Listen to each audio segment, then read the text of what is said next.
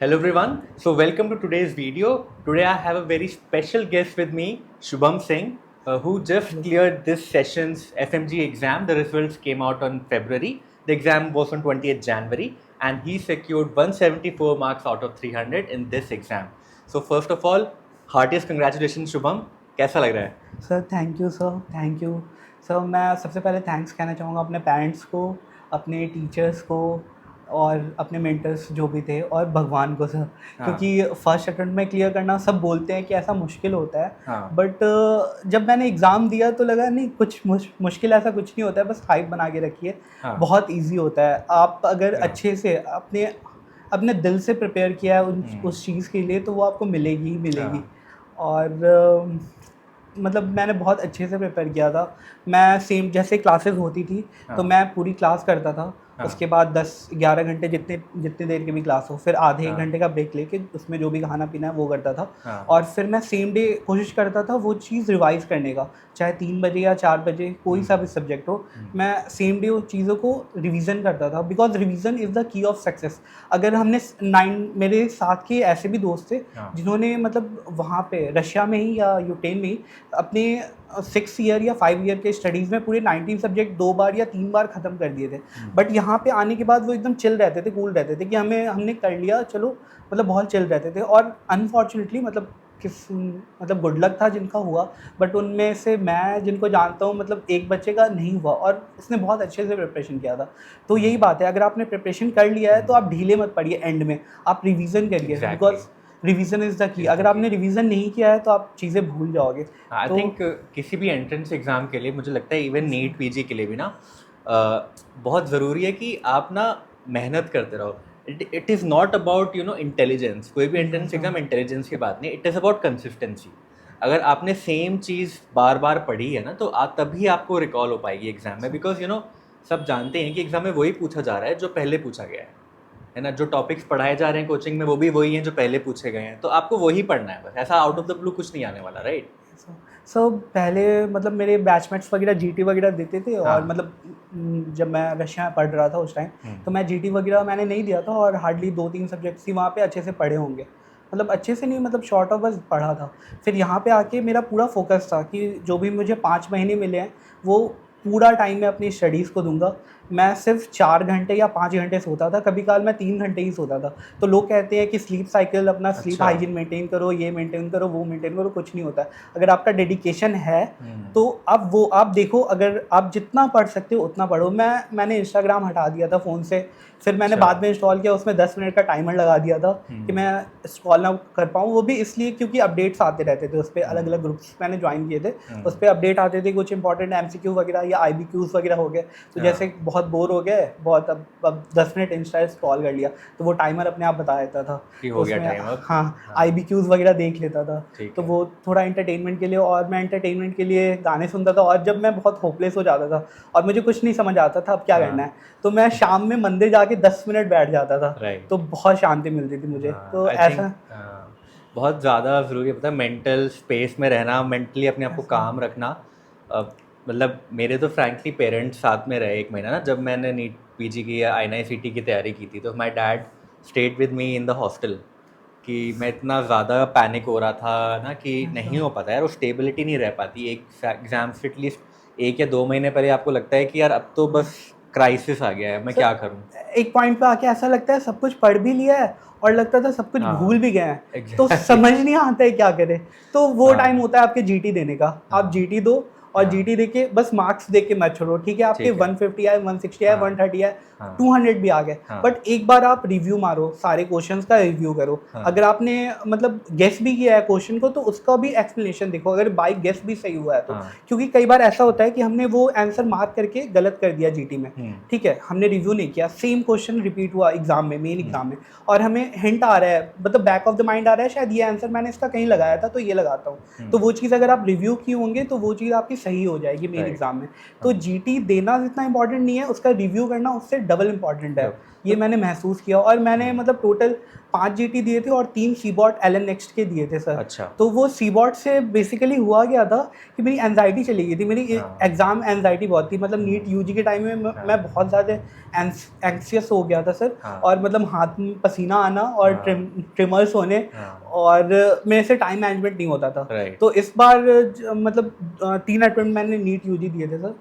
तो इस बार मेरा था कि मुझे टाइम मैनेजमेंट करना है, ठीक है। तो मैं स्टार्टिंग से जैसे मैं रशिया से आया, मैं 2 दिन घर पे गया और तीसरे दिन मैं वापस आ गया यहाँ पे।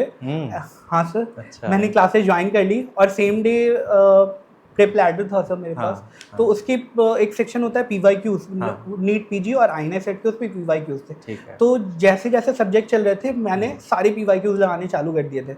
अच्छा। मैंने 1 महीने में जितने सब्जेक्ट्स हुए थे 8-10 के आसपास, वो सारे सब्जेक्ट के सारे PYQs खत्म कर दिए थे sir, NEET PG INI CET के। 1 महीने में? Yes sir.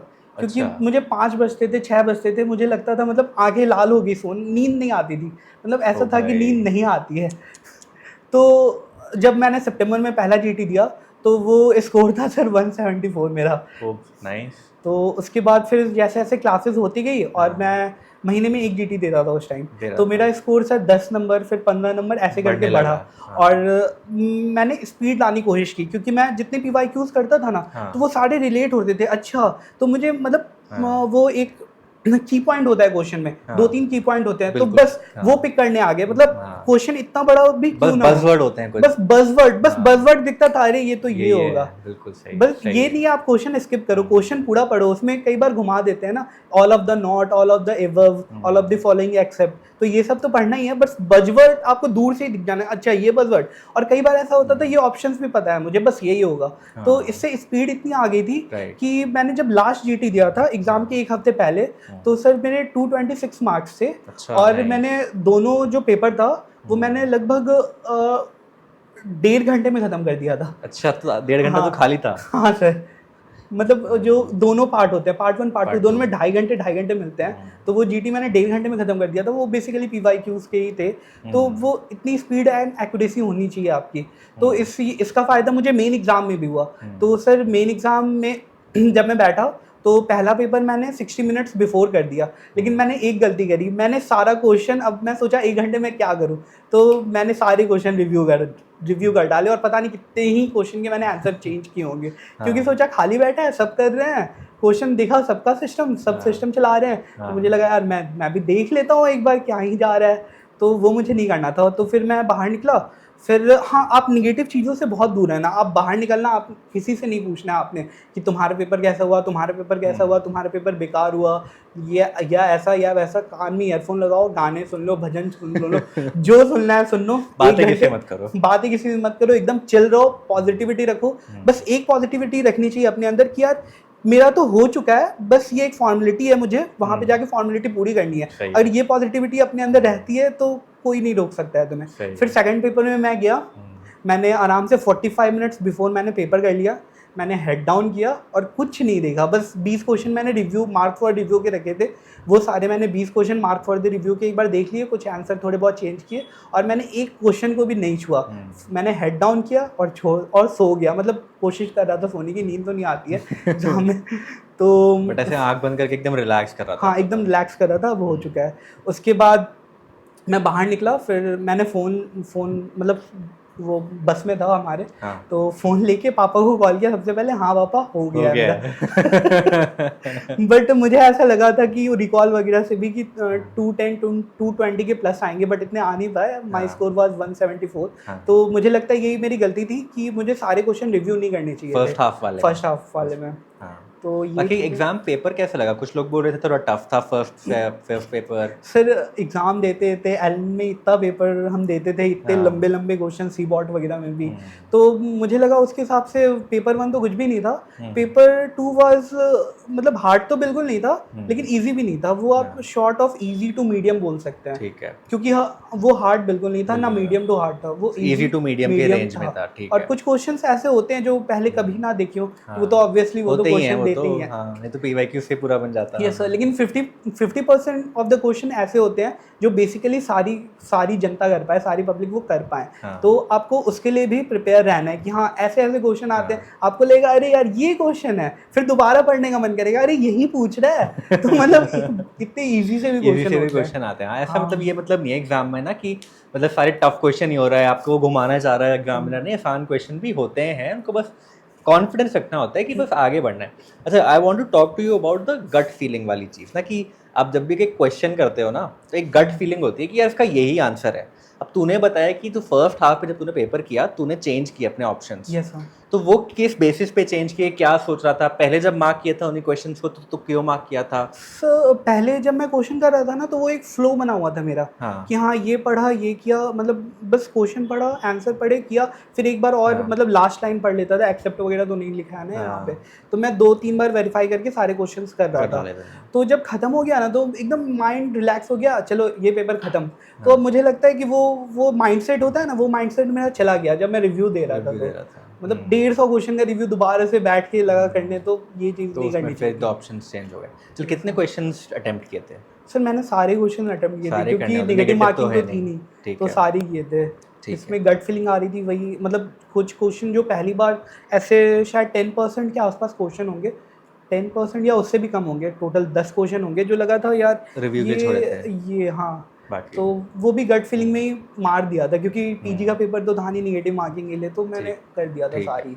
और चल तेरी टाइमलाइन की बात करते हैं। तूने जून में खत्म किया अपना रशिया। अच्छा, तू एमबी तूने जुलाई में सर, जुलाई में खत्म किया। जुलाई एंड में मैं आया था अच्छे से घूम फिर के। मैंने हाँ। 6 साल बहुत मस्ती की है सर।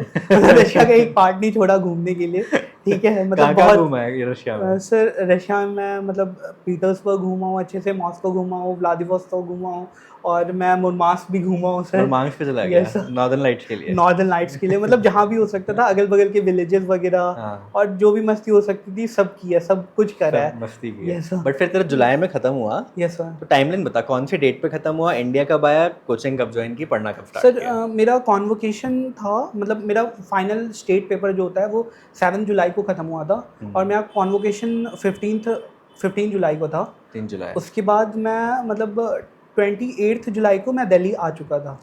हाँ, फिर घूम के जो भी बचा था वहाँ पे। फिर मैं 2 दिन के लिए घर गया। घर पे सारे सामान रखे जो रशिया से लाए थे, फिर मम्मी पापा से मिला क्योंकि मैं 1.5 साल के बाद आया था। कोविड के बाद जब घर गया था, मतलब कोविड के बाद जब मैं वापस गया था रशिया, उसके बाद मैं 1.5 साल के बाद डायरेक्ट अपनी कोर्स ख़त्म करके आया मैं, मतलब अपना ईयर एंड करके पूरा। तो जब तो घर पे भी जाना ज़रूरी था, इसलिए 2 दिन के लिए गया। फिर मैंने घर पे बोला नहीं अब जा रहा मैं, क्लासेस शुरू हो चुकी है। तो मैं आते आते सीधा एलन ज्वाइन किया। वहाँ पे पैथो ही क्लास चल रही थी पहली। अच्छा। मतलब मेरा फर्स्ट डे छूट गया था, तो सेकंड डे से मैंने पैथो ज्वाइन कर लिया। डेमो क्लास थी कि मेन क्लास? मेन क्लास चल रही थी सर। फर्स्ट डे मेरा छूट गया था। तो 1 अगस्त को वो सेकंड डे था पैथो का। अच्छा। और वो दिन था और एग्ज़ाम का दिन, मतलब फिर मैंने कोई मतलब मुड़ के नहीं देखा सर कि आज मस्ती करनी है, आज बहुत डिप्रेस्ड लग रहा हूँ, कुछ नहीं। अरे डिप्रेशन लग रहा है तो बहुत अच्छे हो ना, मतलब तुम डिप्रेस्ड लग रहे हो, डिप्रेशन हो रही है, तो उसको एक पॉजिटिव वे में लेना चाहिए। क्योंकि डिप्रेस्ड हो रहे हो तो तुम्हें मोटिवेट होना चाहिए, चलो मुझे और पढ़ना है और पढ़ना है। मतलब एक वो होता है ना सर कि उसमें केएम मतलब केमिस्ट्री में होता है ना, मतलब कॉम्पिटिटिव एलिमेंटर में वही केएम ज़्यादा होता है। तो वही था कि जिनसे मेरा आसपास देखता था कि अच्छा वो लड़की टॉप कर रही है, अच्छा वो लड़का टॉप कर, अच्छा इनका दो बार पढ़ के आया ये। तो मेरा ये था कि चलो वो 5 घंटे पढ़ते हैं या 6 घंटे, तो उनसे मुझे डबल पढ़ना है कि केएम मुझे ज़्यादा करना है। तो चल यार, मुझे बहुत अच्छा लगा तुझसे ये सुन के। मतलब talking to you I feel कि तूने भी पूरा अपना ये जो 5-6 महीने का टाइम पीरियड है ना, मतलब 100% दिया है तूने इसमें अपना, एंड जी जान लगा के पहले टाइम में तूने क्लियर किया है। मतलब हैट्स ऑफ। मतलब इतनी मेहनत ही करनी होती है फ्रैंकली किसी भी एंट्रेंस एग्जाम के लिए। अगर अपने 6 महीने लग के पढ़ लिया तो दिस इज़ माई गारंटी आपका हो जाएगा उस एग्जाम में। वही है, पूरा टाइम आपको देना है, सोने से लेके आप नींद में भी ना आपको वो आना चाहिए कि हाँ वो क्वेश्चन अटक गया था, एक बार और सो के उठ के एक बार देख लेता हूँ वो टॉपिक, या नोट्स पलट लेता हूँ। और सर एक और चीज़ मैंने मतलब अपना पढ़ने का ऐसा किया था कि नोट्स जो रिवाइज़ करना है स्टार्टिंग में 60% मैं नोट्स रिवाइज़ करता था, और 40% टाइम मैं PYQs पे देता था। जो भी टॉपिक पढ़ा उसका PYQs किया, और फिर अगले दिन जो PYQs गलत हुए थे उसका मैं रिव्यू कर लेता था, फिर ऐसे मैं करते जाता था। उसके बाद सब्जेक्ट वाइज मैं PYQs कर लेता था, पहले टॉपिक वाइज फिर सब्जेक्ट वाइज। अच्छा, तो लेट से तेरा तूने अगस्त में ज्वाइन कर लिया, फर्स्ट है वो, 2 अगस्त को तूने ज्वाइन करा। तो जैसे पहले कोचिंग में चल रहा है, पैथोलॉजी चल रही है, तो 5 दिन की पैथोलॉजी की क्लास है, तो सेम डे तो आके जो टॉपिक पढ़ाया उसको रिवाइज करता था घर पे आके। और सब मैं एलन में ही रहता था, रात भर 4-5 बजे घर जाता था, वहीं पे क्लासरूम में बैठ रहता था। हाँ, मतलब लाइब्रेरी टाइप की थी। हाँ। वो गार्ड को भी बहुत परेशान किया मैंने, परेशान रहता था वो तो मेरा रहता था कि ख़त्म करके ही मुझे घर जाना है। हाँ। और फिर घर जाके मैं ऐसा नहीं कि मैं 3 बजे घर चला गया तो मैं बस बेड पे लेट गया कि चलो बैठे बैठे थक गया, और फिर टैब में खोला PYQs कर रहा हूँ, और जो पढ़ा जो टॉपिक पढ़ा है उसके वो। और कभी कभार ऐसा होता था कि लैग भी हो जाता था, तो लेकिन मैं कोशिश करता था ये लैग खत्म करूँ। सबसे हार्ड होता है मेडिसिन कवर करना। तो मेडिसिन को मैंने एक काम किया था कि मैंने 5 भाग में डिवाइड कर दिया। न्यूरो अलग कर दिया, CVS अलग कर दिया, रिस्पायरेटरी सिस्टम अलग कर दिया, ये सारे सिस्टम मतलब GIT अलग कर दिया। तो इससे ना बहुत ईजी हो गया था मेरे लिए मेडिसिन बड़ी नहीं लगी तेरे को, यूनिट लगी? यूनिट लगी सर। और PYQs टॉपिक भी मैं ऐसे ही करा था, ये नहीं कि ये आज मेडिसिन करा, नहीं। तो आज मैंने जैसे रेडियो पढ़ा आज, तो चलो आज 3 घंटा मेडिसिन पढ़ेंगे। 3 घंटा मेडिसिन मतलब 2 घंटे मुझे नोट्स रिवाइज करने हैं आज CVS के, और 1 घंटे मुझे क्वेश्चंस करने हैं सारे PYQs। तो क्वेश्चन बस PYQ करता था कि क्यूबैंग भी करता था? सर मैं पूरा फोकस सर PYQs पे दिया था। PYQs only? सर पहले मैंने सारे मतलब नीट PG और INI सेट के PYQ किए, उसके एक्सप्लेनेशन किए। उसके बाद जब लास्ट में 1 मंथ बचा था तो FMG सॉल्यूशन पूरा मतलब 1.5-2 महीने पूरा FMG सॉल्यूशन कर लिया। तो शुरू के टाइम पे जब टॉपिक्स चल रहे थे, सब्जेक्ट्स चल रहे थे क्लास में, तब साथ में INI CT, NEET PG, FMG तीनों कर रहा था। टुवर्ड्स द एंड जब रिवीजन चल रहा था तेरा, तब फिर तूने मेनली FMG सॉल्यूशंस पे, क्योंकि ये था कि नीट PG थोड़ा सा एवं माना जाता है, नीट PG INI सेट का पेपर। तो आप वो करके जब बैठोगे ना FMG करने, तो लगेगा अरे ये तो मैंने देखा है सेम, या ये तो ईजी है, ये लगता था। चल ठीक है, तो लेट्स से तेरा फर्स्ट राउंड ऑफ सब्जेक्ट्स अगस्त में ज्वाइन किया, सारे सब्जेक्ट्स एक बार नोट्स प्लस PYQs कब तक खत्म हो गए? सर मुझे लगता है 1 महीने पहले तक खत्म हो गए थे। तो 20 जैन को था हमारा पेपर, तो मिड दिसंबर तक हो गए थे। मिड दिसंबर तक। उसके बाद सर ऐसा होता था, अब तो यार खाली बैठे हैं, अब तो लगता है नोट्स पलटा रहे, अच्छा ये भी याद है, ये भी याद है। और जब कुछ बैठे कोई क्वेश्चन यार याद नहीं आ रहा है, ये नोट्स में एक धुंधला सा मतलब एक धुंधली सी इमेज आती है कि हाँ ये वहाँ पे लिखा हुआ है बट याद नहीं आ रहा, या ये PYQs मैंने वहाँ किया था याद नहीं आ रहा। तो फिर वो GT करो, वो आपके GT करने का परफेक्ट टाइम है। आप GT करो, आपको मतलब आपका लैग पोर्शन आपको पता लग जाएगा कि आप कहाँ पे लैग कर रहे हो। आप तुरंत रिव्यू करो, फिर आप नोट्स पलटाओ, आप एक बार लिख लो। कोई अगर टॉपिक आपको स्पेशल कोई टॉपिक आपका छूटा है रिव्यू में तो GT के, फिर वो आप नोट्स पलटाओ उस सब्जेक्ट के, वो नोट्स से पढ़ो।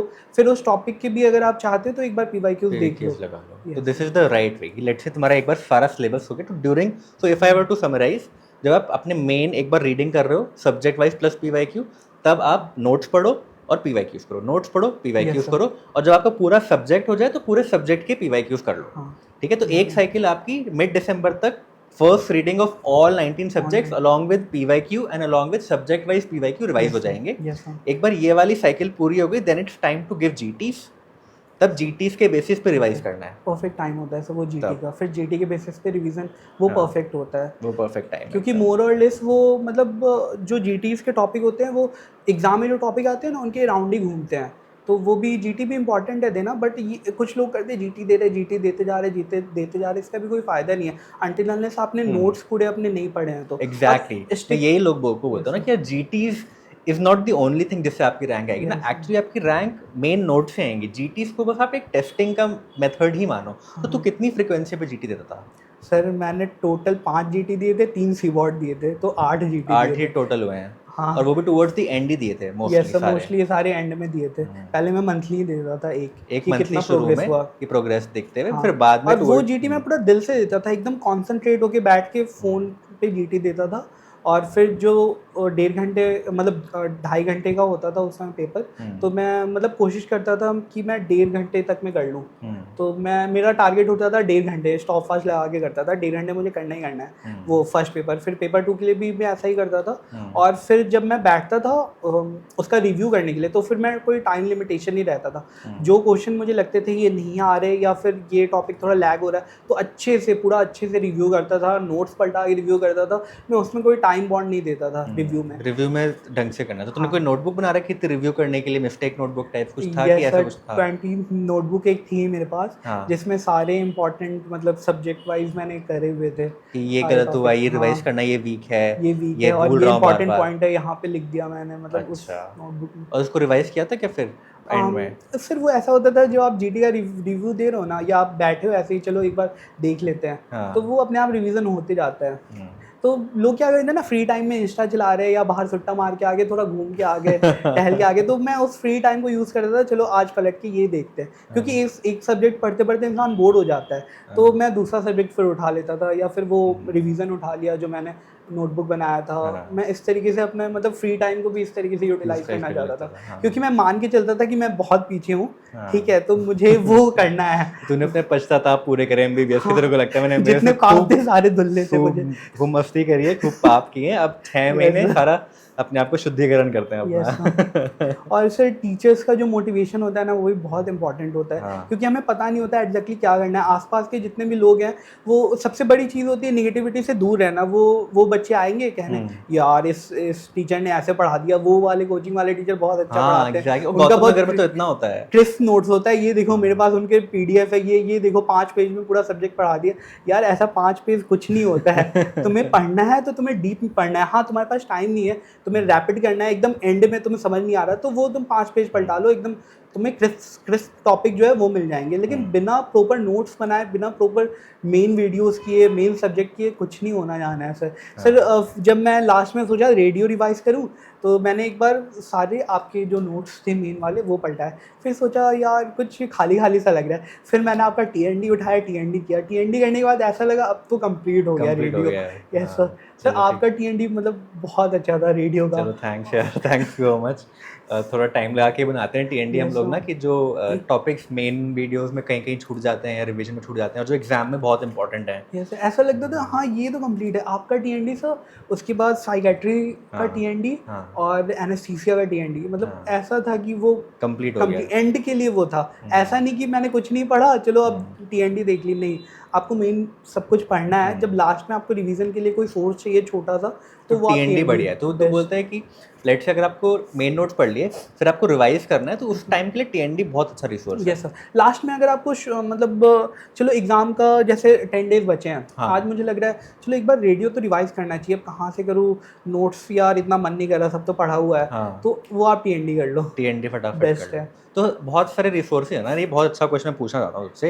देखो, एक तो मेन वीडियोस हो गए, उसके बाद अब रिवीजन के बहुत सारे रिसोर्स हैं। एक है आपके रिवीजन वीडियोस, दूसरा है आपका टीएनडी, तीसरा है बीटीआर। तो इन सब में से मतलब तूने एस्पिरेंट है, तो तूने कैसे कैसे revision videos versus this sir मैंने सब्जेक्ट वाइज किया था। जैसे अगर रेडियो का है तो मुझे पता था कि रेडियो का आपका मोर देन इनफ है टीएनडी, वेटेज कम है। Yes sir. नहीं वेटेज कम नहीं है सर, क्योंकि आपने टीएनडी में सारा कुछ कवर कर दिया था। अच्छा, 100 क्वेश्चन का आपका हाँ, टीएनडी था सर। हाँ। तो वो मुझे लगा यार ये तो बेस्ट है, मतलब ये बहुत बेस्ट है। वैसे ही साइकेट्री का किया था मैंने, एनेस्थीसिया का किया था और डर्मा का किया था, मतलब वो सारे टीएनडी बेस्ट थे। मैंने सारे जो प्रॉपर नोट्स थे वो रिवाइज किए, टीएनडी किए, बस खत्म कर दिया। अब ये क्योंकि सर आपने मतलब ठीक है 100 क्वेश्चन दिए थे, बहुत बच्चे उस टाइम बोल रहे थे यार 100 क्वेश्चन इतने तो आते नहीं है, 5 क्वेश्चन आते हैं। सर ऐसा नहीं होता, इंटीग्रेटेड होते हैं। हाँ वो यार, रेडियोलॉजी तो कुछ आता इंटीग्रेटेड ही नहीं है। है। रेडियोलॉजी सर्जरी में है, रेडियोलॉजी आपके मेडिसिन से, पीडियाट्रिक्स में, एएनटी में आती है, कभी कभी कहीं पर भी पूछ लेते हैं यार रेडियोलॉजी, तो सब कुछ पढ़ाना पड़ता है। तो वो इंटीग्रेटेड है, कोई भी सब्जेक्ट से छोड़ना नहीं है। इनफैक्ट मुझे याद है कि जब मैं भी अपनी एम्स की तैयारी कर रहा था ना, INI-CT की, तो मैंने भी रेडियोलॉजी टीएनडी बहुत अच्छे से लगाई थी, क्योंकि मुझे पता था कि रेडियोलॉजी का क्वेश्चन रेडियो का क्वेश्चन नहीं है, ये ना बाकी सब्जेक्ट का क्वेश्चन है ज़रूर। तो वो रेडियोलॉजी बहुत अच्छा सोर्स है आपको बहुत कुछ रिवाइज करने के लिए। तो ठीक है, मुझे तो इससे और चीज़ पूछनी है कि जब तू एग्ज़ाम के लिए जा रहा था, ठीक है, तेरे एग्ज़ाम कल एग्ज़ाम है, ठीक है, तो आज क्या मेंटल प्रिपरेशन थी? आज तू क्या पढ़ रहा था, अगर पढ़ रहा था क्या कर रहा था आज तू? सर मैंने क्या किया था एग्ज़ाम के एक नाइट पहले, बहुत एंजाइटी तो होती है, ऑब्वियसली सबको होती हो है। रही थी। मेरा सेंटर मेरठ था, तो मैं एक दिन पहले ही चला गया था। तो मैं कुछ लेके खास गया नहीं था, बस एक फार्मा की नोटबुक थी, अगर कुछ रिवाइज करना होगा ड्रग्स वगैरह हाँ। तो देख लूँगा, क्योंकि ड्रग्स एक ऐसी चीज़ है आप कितना भी रिवाइज करो कहीं ना कहीं हाँ, आप पक्का, भूल जाते हो। 100%। वो कीमो मैन वगैरह और बहुत सारी चीज़ होते हैं, तो वो मैं लेके गया था। और पीएसएम का वो अश्वनी सर ने डाला था PYQs 5 ईयर का नीट पीजी का, 2 वीडियोस 3-3 घंटे के डाले थे यूट्यूब तो पे। Yes sir. तो वो वीडियोस मैं रात में देख लिया था, मतलब दिन में देखा था, मैं ट्रैवल के टाइम पे भी देख लिया था जो मैं ट्रैवल कर रहा था तो, और फिर रात में देख वो दोनों वीडियोस मैंने ख़त्म कर दिए पीएसएम के। और सर पीएसएम के उस वीडियो से मतलब डायरेक्ट वो क्वेश्चन नहीं, मतलब इनडायरेक्टली काफ़ी क्वेश्चन पीएसएम के आए थे, भर भर के आए भर थे। के आए थे। Yes sir. हाँ, तो ये भी अच्छा स्ट्रैटेजी है। इनफैक्ट यूट्यूब पे अब इतना सारा सामान है ना Yes, कि आप बहुत उसी से आप अपना रिवीजन कर सकते हो, मुझे लगता है ना। Perfect. पैसिवली आप हाँ। ट्रैवल कर रहे हो, तो आराम से और ईयरफोन लगा लो, के खाना खा रहे नोटबुक हो। भी नहीं चाहिए हाँ, सर। कुछ भी नहीं चाहिए, वहाँ पे सब कुछ पढ़ाता है टीचर, हाँ। बस देखते रहो, सुनते रहो आराम से।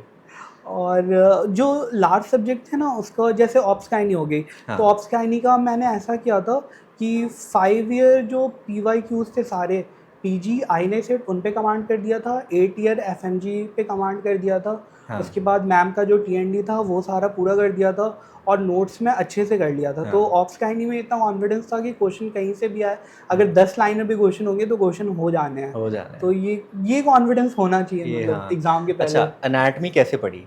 एनाटमी का बता। एनाटमी सबको एकदम ड्रेडेड सब्जेक्ट है, एनाटमी बता। सच बताऊं तो मतलब मैंने अपने जो कोचिंग की एलन में, वो मैंने बस वो एनआरटी एक सब्जेक्ट था। हाँ। मैंने फर्स्ट दिन क्लास की, सेकंड डे में समझ गया मेरे से नहीं होगा, मतलब इनफैक्ट फर्स्ट डे की लास्ट में मैं चला गया, मैं दूसरे क्लास में जाके बैठा, मैं थोड़ा रिलैक्स किया, नीचे चाय वाय पी के आया, फिर मैंने एक दोस्त से लॉगिन मांगा डॉप ट्यूटोरियल का, तो आजम सर की वीडियो देखी, और जितने दिन मेरी एनआर्ट की क्लास चलती थी मैं उतने टाइम दूसरे क्लास में बैठ के आजम सर की, मतलब वो जो एनआर्ट होती है ना बहुत सिंपल लैंग्वेज में समझाते हैं, इतने प्यार से, बहुत अच्छे समझ में आता है सर। तो आजम सर की मैंने पूरी एनआर्ट देखी, उसके बाद सारे क्वेश्चन वगैरह किए, और अपने TND में मैं गया था। तो वो बहुत हेल्पफुल हो गया। अगर आपको ठीक है एक टीचर नहीं समझ में आ रहा, ऐसा होता नहीं है, मतलब हो गया इन केस, तो आप दूसरे ऐसे सोर्स पे स्टिक हो जाओ जो एकदम बेस्ट हो, मतलब उस फील्ड के, और अपना सोर्स कभी मत चेंज करो, stick to the one source. तूने रिवाइज कैसे किया फिर? तूने तो दूसरे कोचिंग से ऑनलाइन लॉगिन लेके करा था, तो फिर एनाटमी रिवाइज कैसे करी? सर फिर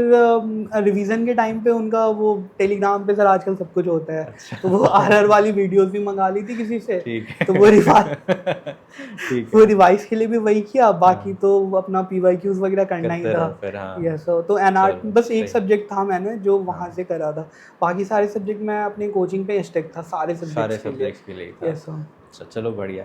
अच्छा, ये बात बता कि तूने अपनी कोचिंग जैसे एलन से करी है, एलन नेक्स्ट से करी है FMG की, तब तू आया जुलाई में, मतलब why did you join Allen next? Sir क्योंकि जब मैं एलन गया, सारे मैं 3-4 कोचिंग गया था जो भी फेमस कोचिंग्स हैं, तो मैं देखता था यार इतने सारे बच्चे, मेरे से तो नहीं होगा, मतलब 1-2 कोचिंग आने के बाद मुझे लगा यार इतनी भीड़ में मेरे से नहीं होगा, मैं ऑनलाइन ले लेता हूँ किसी सब्सक्रिप्शन, मैं वो पढ़ लूँगा। फिर मैं एलन में गया, वहाँ पे देखा नहीं है, यहाँ पे मतलब थोड़े कम बच्चे थे उस टाइम पे, और टीचर्स बहुत प्यार से, बहुत अच्छे से, मतलब इंटरेक्टिव वे में पढ़ा रहे थे। तो मैं घर जाने से पहले मैंने डिसाइड कर लिया था मैं एलन ज्वाइन कर लूँगा, क्योंकि जब मैं रशिया से आया तो मैं उस दिन रुका था, तो उस दिन मैं गौतम नगर आया था। तो सारे मैं कोचिंग्स देख के आया था, तो मुझे तभी मैंने मन बना लिया अभी 2 दिन बाद आके एलन नेक्स्ट ही ज्वाइन करना है, तो इसलिए। चलो बढ़िया यार, thank you so much, and बड़ा अच्छा लगा तुझसे बात करके, सच पॉजिटिविटी यू रेडिएट, एंड मुझे बड़ा अच्छा लगा कि तूने इतनी ज़्यादा मेहनत की है, and you have wholeheartedly shared your whole journey. एक क्वेश्चन और है बस, कि मोस्ट टफ सब्जेक्ट कौन सा लगता था तेरे को, कैसे हैंडल किया उसको? सर सर्जरी लगता था। सर्जरी? Yes sir. हाँ, क्यों सबसे टफ सब्जेक्ट था, तो वही सर किया रिवीजन किया, तो इसका भी मैं 2-3 पार्ट कर लिया था, पीडियाट्रिक सर्जरी, GIT का अलग कर लिया था, जनरल अलग कर लिया। हाँ, जनरल अलग कर लिया था, तो वही रिवीजन करता गया, क्वेश्चन करता गया, तो वो मेरे लिए इजी हो गया था, मतलब लास्ट में था कि बहुत इजी, लेकिन किस्मत ऐसी थी क्वेश्चन ही नहीं आया, मतलब सर्जरी पे मैंने टाइम दिया अच्छा खासा, बहुत अच्छे से पढ़ा, 1 वीक सर मैंने सबसे ज़्यादा टाइम सर्जरी पे दिया पढ़ने के लिए, लेकिन क्वेश्चन ही इस बार नहीं आया, ठीक है। लेकिन वही पॉइंट है ना सर, अगर आप मान लो एक सब्जेक्ट छोड़ के गए हो, और कई बार एग्जामिनर ऐसा होता है एक टॉपिक से उठा के, विटामिन से उठा के आपको 10 क्वेश्चन दे देगा, तो वही है कि सब कुछ पढ़ना है, सारे टॉपिक पढ़ने हैं, आपको नहीं पता है कि किसी एक टॉपिक से 20 क्वेश्चंस आ जाएं। बट लोग कैसे बोलते हैं कि 19 में से 13 ही सब्जेक्ट हैं जिससे मेजोरिटी क्वेश्चन आते हैं, बाकी मत पढ़ो, ये भी तो चलता है बहुत गौतम नगर में। अरे सर लोग बहुत कुछ बोलते हैं, लोग ये भी बोलते हैं बहुत मुश्किल है, ये है वो है, तो लोगों की मत सुनो, बस हाँ। जो तुम्हारे मेंटर हैं, जो टीचर्स हैं, उनकी सुनो, क्योंकि तुम्हारे साथ वाले भी हैं ना, मतलब वो प्रॉपर तुम्हें गाइड नहीं कर पाएंगे। हाँ वो बता पाएंगे ये मत करो, वो मत करो, ठीक है, इससे मिसगाइडेड होते हैं, बहुत सारे बच्चे के मिसगाइड होते हैं। बच्चे ये भी बोलते हैं एफएमजी सॉल्यूशन मत करो, पीवाईक्यूज इतने मत दो जी, मतलब जो भी है। तो अब मैंने जो टीचर्स बोलते थे मैं बस वही अपने दिमाग में डालता था, जो आसपास वाले बच्चे जितने नेगेटिव चीज़ बोलते थे बस एक कान से सुना दूसरे कान से निकाल दिया। मैं तो भागता था ऐसे लोगों से जो आके बोल रहे अरे टीचर अच्छा नहीं पढ़ा रहा, अरे बहुत ज़्यादा पढ़ा दिया आज इन्होंने, मतलब तुम्हें बहुत पता है अच्छा कि था। भाई मेरे पीवाईक्यू सॉल्व हो रहे हैं, हाँ। जो पढ़ाया टीचर ने तो सही पढ़ाया है कोई बस। बंदा आगे बोल रहा है यार मैं 4 अटेम्प्ट दे दिया, ऐसे नहीं होता, वैसे नहीं होता, हाँ। ये टीचर ऐसे नहीं पढ़ा रहा, मुझे ज़्यादा पता है। तो मत सुनो, तुम टीचर से जाके बात करो। सही में। तुम्हारे जो अगर कोई सीनियर हो जो पीजी कर चुके हो, इमीडिएट सीनियर को इतना आइडिया नहीं होता है, तुम्हारे जो एक्सपीरियंस सीनियर हो तुम उनसे बातें करो तो वो तुम्हें बहुत अच्छा गाइड कर पाएंगे। तो मैं वही करता था सर, जो आपने बातें कही, या जैसे सिराज सर हैं, सिराज सर बहुत मतलब बहुत मोटिवेट करते थे सर। क्लासेस के बीच में रात को 1-2 बजे आते थे, फिर 10-15 मिनट जो डाउट होते थे वो क्लियर कर देते थे। अच्छा। अमन सेठिया सर आते थे, तो अच्छा। मैं उनकी बातें को एकदम जो सर बोलते थे मैं वही उसी पे फोकस रहता था, एकदम स्टिक रहता था। चलो तो बहुत बढ़िया यार। वही चीज़ थी। हाँ, मुझे याद है जब मैं पीएमटी की तैयारी कर रहा था ना, तब भी ऐसा चल रहा होता था कि ऐसे 3-4 साल ड्रॉपर्स हैं कोचिंग में बैठे हैं, अपना ज्ञान पेले जा रहे हैं, तेरे को नहीं पता है, हम तो बूढ़े लोग हैं, हम करते रह रहे हैं तैयारी। बट जब आप क्वेश्चन कर रहे होते हो, आपके जीटी स्कोर्स इंप्रूव कर रहे होते हैं, तो यू नो इनहेरेंटली ना कि जो मैं कर रहा हूँ वो ठीक हो रहा है, तब वो भी एक कॉन्फिडेंस आता है प्रिपरेशन हाँ, में। क्योंकि जब भी आप मतलब पेपर करते हो ना, जब जीटी का मार्क्स आता है ना तो मोर और लेस कॉन्फिडेंस ही आता है। अगर आपका जीटी का मार्क्स कम भी है तो कॉन्फिडेंस लूज नहीं करना है। हाँ। फिर देखो तुम्हारा वीक एरिया क्या है, वीक पॉइंट क्या है, कोई पर्टिकुलर सब्जेक्ट में लैग हो रहे हो, या हाँ। कुछ टॉपिक्स में लैग हो रहे हो, या हर सब्जेक्ट के कुछ कुछ टॉपिक्स में लैग हो रहे हो, तो वो लैग को फिल करते जाना है। तो ये काम होता है जीटी का, ये नहीं कि बस जीटी दिए जा रहे हैं। दिए जा रहे हैं। चल ठीक है यार शुभम, बहुत ही अच्छा लगा तुझसे बात करके, sir and best wishes. Thank you sir. मैंने एक लाइन मतलब हाँ हाँ बोल सोचा यार, था बोल। बोलूं, हाँ बोल मैं बोल। भूल गया अचानक से। हाँ ये सोचा था आने से पहले ही बोलूँगा हाँ। कि ज़िंदगी की कहानी दुख और हर्ष की होती है। हाँ। ज़िंदगी की कहानी दुख और हर्ष की होती है, कीमत जीत हार की नहीं, कीमत जीत हार की नहीं बल्कि संघर्ष की होती है। सही बात तो है दैट्स यार। इट। हाँ। क्योंकि जब रिजल्ट आया ना तो मुझे कोई इतनी खुशी नहीं हुई थी, एकदम मैं नॉर्मल था, मतलब हाँ ठीक है रिजल्ट देख लिया। तो मेरी एक फ्रेंड का कॉल है, मैं मम्मी के लिए मेडिसिन लेने गया था, तो जैसे ही मैं दुकान के काउंटर पे गया कॉल आ गया, रिजल्ट आ गया, रिजल्ट आ गया, रिजल्ट आ गया। तो टैकीकार्डिया तो हो ही जाता है। तो मुझे लगा अच्छा, फिर पीडीएफ आ गया, मेरी फ्रेंड का कॉल आया तो उसने बोला रिजल्ट आ गया देखा तुमने, तो मैं बोला अच्छा देखता हूँ। तो ऐसे धक धक करते हुए देखा तो इसमें देखा 174 मार्क्स, तो मतलब ठीक है अच्छा लगा, चलो हो गया है। बट इससे ज़्यादा कुछ था नहीं, क्योंकि जब मैं एग्ज़ाम दे के आया था ना तो वो खुशी बहुत अलग थी सर, कि अब हो गया, मतलब वो बहुत अलग खुशी थी। इतना खुश था मैं जब बस से लौट रहा था, एकदम चैन की नींद आई थी। अगले दिन में बहुत खुश था। इनफैक्ट 2-3 दिन बाद मैं घर गया तो 2-3 मतलब 1 हफ्ते तक खुश था। रिजल्ट आने के बाद वैसी खुशी नहीं हुई, पता नहीं क्यों। एक बहुत बड़ा रिलीफ भी होता है कि यार मुझे आते थे क्वेश्चन। मुझे याद है, पता है जब मतलब मेरा AIPMT का एग्ज़ाम था ना 2012 में, तो जब मैं एग्जामिनेशन हॉल से निकल रहा था मैंने मम्मी को बोला हाँ इस बार हो जाएगा सिलेक्शन। मतलब ऑब्वियसली रैंक 1 नहीं एक्सपेक्ट की थी मैंने, बट तब मुझे पता था कि इस बार हो जाएगा सिलेक्शन। तो वो आपको ना इनहेरेंटली चल जाता है पता कि हाँ ये पढ़ाया हुआ है, ये पढ़ाया हुआ है, हाँ इसका यही आंसर है, इसका यही आंसर है। और बहुत ही अच्छा लगा यार तूने अपनी पूरी जर्नी बताई, मतलब मुझे तो बहुत ही पसंद आई तेरी पूरी स्टोरी। मैं बहुत खुद भी रिलेट करता हूँ क्योंकि मैं खुद इतना पढ़ता था जब मैं PMT और PG के लिए तैयारी कर रहा था। और उतना एक टाइम आता है पता है आपको, जब सारी बकचोदी बंद करके पढ़ाई करनी पड़ती है। Yes sir. वो टाइम आता है जब आपको ना स्विच करना होता है कि चलो मैंने ज़िंदगी में बकचोदी कर ली है, अब जो करना था 6 महीने में दे देता हूँ उस चीज़ को, कुछ बन जाऊँगा, कुछ लाइफ में बन जाऊँगा। तो मैं बहुत प्राउड फील करता हूँ यार कि तू मेरा स्टूडेंट है, वन ऑफ द स्टूडेंट्स है। And keep rising, keep shining. I really hope तेरा पीजी में भी बहुत अच्छी रैंक आए एंड तू एम्स वगैरह सेंट्रल इंस्टीट्यूट से पीजी करे अपनी। इसी जोश के साथ, इसी मेहनत के साथ करते रहिए। अभी इंटर्नशिप कर आराम से, जब आएगा तब अगेन ये 6 महीने ही होंगे एग्जाम से पहले जिसमें एकदम जान लगा देंगे। Yes sir. ठीक है, चलो फिर थैंक यू सो और मच। सर एग्ज़ाम जब रिजल्ट आया फिर उसके बाद महसूस होता है कि इतना कुछ उखाड़ा नहीं है जीवन में। अभी तो मतलब ये तो बस स्टेप 1 है, हाँ। मतलब इट्स नॉट द एंड है, ये तो बस स्टार्ट हुई है आपकी जर्नी। इसके बाद मतलब इतना रगड़ना है, पीजी के लिए रगड़ना है, सबसे पहले तो इंटर्नशिप पाने के लिए रगड़ना है, फिर इंटर्नशिप करते समय मेहनत करनी है, फिर पीजी के लिए मेहनत करनी है, फिर डीएम करोगे तो डीएम के लिए ऑब्वियसली अभी तो डीएम बहुत करोगे। लंबी रेस उसके है। बाद फिर डीएम करने के बाद भी मतलब मेरे रिलेटिव्स हैं तो मैं देखता हूँ दिन रात बेचारे मतलब लगे रहते हैं, कभी बुक्स पलटाते हैं, कभी जॉब पे जा रहे हैं, मतलब उनकी जर्नी लगता है अरे ये तो मैंने जो किया वो तो कुछ भी नहीं है, असली हार्डवर्क तो ये करते हैं, मतलब बट ये सब देख के बहुत बट उस मोटिवेशन मिलता है। हाँ, बट उस टाइम पे पता है आप इतना कर लेते हो ना, आपको एक तो आदत बन जाती है, plus you get to know कि करना कैसे है जल्दी। यस ये भी आ जाता है एक टाइम के बाद ना कि जल्दी कैसे करना है ये चीज़। चलो ठीक है दैट्स फिर, इट सर। बहुत thank you so much Shubham, and बहुत मज़ा आया मुझे उससे बात करके। Again congratulations and sir. Welcome back to India, welcome back to Indian medical system and Indian medical education. अच्छे से तैयारी कर, इंटर्नशिप कर, और आराम से तेरा पीजी में सिलेक्शन हो जाएगा, ठीक है? Thank you sir. चल, thank you okay, very much. Bye bye.